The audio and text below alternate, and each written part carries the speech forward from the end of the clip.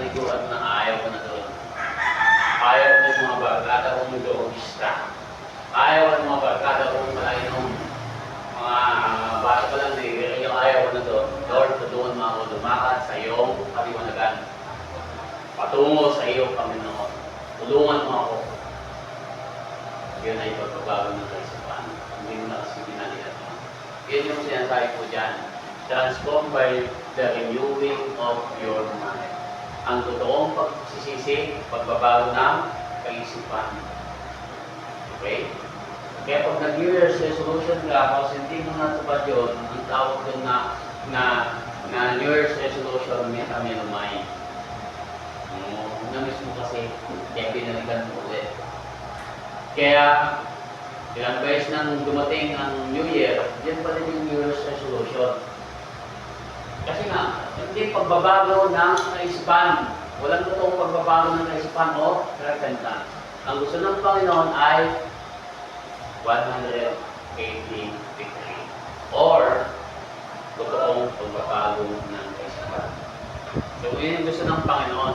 Kaya sabi niya, para tayo daw ay hindi makapag-conform, hindi magpagsang-ayon sa mundo, kailangan natin ng totoong pagtalikod doon sa mga bagay na ating kinawilian sa mundo.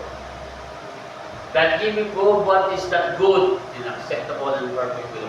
Bakit nga ba ang tao? Bakit ang tao kailangan niyang tumalikod sa dati niyang ginagawa?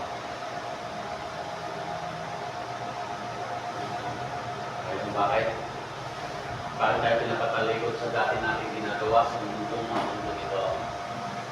Hindi magagamit ang ating buhay katawan sa paglilingkod sa Diyos. Dahil ang sabi ng Bible, sapagkat ako yung Diyos na banal, kayo'y magpakabanal. Sabi ba? Yang hinihingi ng Panginoon sa atin para maging katanggap-tanggap yung ating paglilingkod, ginagawa, ba hindi sayang. Sabi ng Panginoon, magbago tayo ng ating isipan. Pag maayos ang kaisipan, maayos ang puso, maayos ang ginagawa. Alam niyo kung bakit? Kasi sa Bible, ang isip at puso ay isa. Ang isip at puso sa Bible, isa. Kaya kung hindi nag-isa yung isip at puso, problemado. O diba? Lahat tayo nakakaranas yan na kapag hindi nag-isa yung ating isip at puso, nagkakaroon tayo ng matinding problema. Bakit? Sabi ng isip mo, ayaw mo na doon. Sabi ng puso mo, gusto mo ka. O diba? Sabi ng isip mo, mag-aaral muna ako ng kabuhin mo.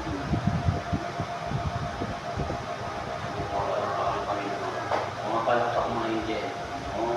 Natutuwa mag-alam mga magulang mo. Pero, dinidiktahan mo ng puso mo dahil meron kang iniibig sa school. O diba? Sabi ng isip mo, mag-aaral ako ng mabuti. Sabi ng puso mo, diba? Ang hirap kaya dalawa?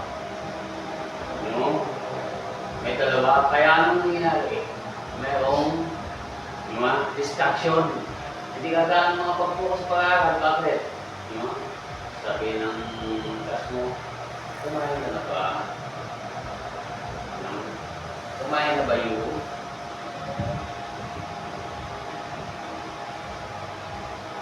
Dahil mo yung mahati, yung attention. Focus. Ang kaya ng dalawang hati, yung gusto natin, dalawa yung gusto natin. Yan kailangan gawin, pagbabago ng kaisipan.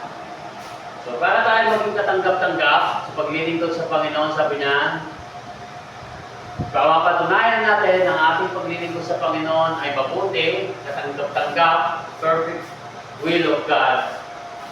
Ang hinihingi ng Panginoon, totoong pagsisisi. At alam niyo ba, ang totoong pagsisisi ay yun na nakapagligtas.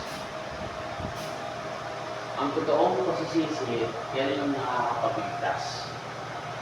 Marami kasi nagsisi, pagkatapos magsisi, bumabalik. Ang tawag nga doon ay metamelomai. Or sa English, remorse. O nalungkot lang. Malaman mo ng pag-inom ay hindi pala maganda. Sabi mo, ayaw ko na. Kasi masarap kasama bagdalan siya ng support. Yung nalasing ka, nagsuka ka, wala nang pera, sabi mo ayaw ko na. So mayroon na ulit, bumalik ulit. No? Tapos nagsisi ulit. Di ba? Malungkot kasi ganyan-ganyan. Pagkatapos, bumalik ulit.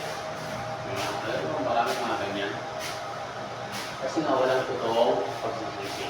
Ang gusto ng Panginoon, totoong pagsisisi.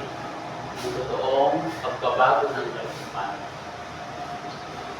Kaya nga kapag ang isang tao nagsisi ng totoo, yun po yung genuine repentance.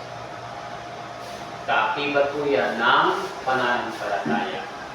Kasi hindi pwede magsisi kung walang pananampalataya sa tao. At hindi rin siya pwede magkaroon ng pananampalataya sa Diyos kung hindi siya nagsisi. Kaya sabay yun eh. Yung pagsisisi at pananampalataya. Parehas sila ng ingredients. Yung pagsisisi at pananampalataya. Ano yung ingredients ng pagsisisi at pananampalataya? Una, yung unang ingredients sila na parehas, intellect. Ano yung intellect, Pastor? Intellect, nalaman mo na yung isang bagay na yun ay mali. Yan. Nagkaroon na ng kaalaman. O sa pagsisisi, nagkaroon na ng kaalaman na yun ay mali. Na hindi mo nagagawin. Sa pananampalataya naman, nabuksan ang iyong kaisipan na yung dati mong ginagawang sistema ng pagsamba ay mali. Diba? Kaya nga, intellect eh. Nagkaroon ka ng kaunawaan sa salita ng Diyos at the same time na yung napagmuni-muni ng iyong sarili ay malayo pala sa Panginoon. Kaya ka nagkaroon ng faith at the same time pagsisisi na kailangan mong bumalik sa Kanya. Kaya intellect.